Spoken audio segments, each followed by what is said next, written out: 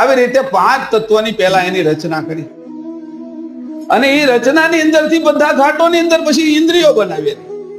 ભૂમિની 2 ઇન્દ્રિયો બનાવી, એક જ્ઞાનેન્દ્રિય, એક કર્મેન્દ્રિય. જળની 2 બનાવી, અગ્નિની, વાયુની અને આકાશની. હવે એ કેવી રીતે તૈયાર કર્યું, કેવી રીતે એની અંદર ખામી આવે છે, આંખની અંદર ચીપડા કેવી રીતે વળી જાય, કાનમાં મેલ કેવી રીતે આવી જાય, જીભ ઉપર છારી કેમ આવી જાય. સવારમાં આપણે દાંતણ કરીએ અને બ્રશ કરીએ એટલે છારી આવી જાય છે.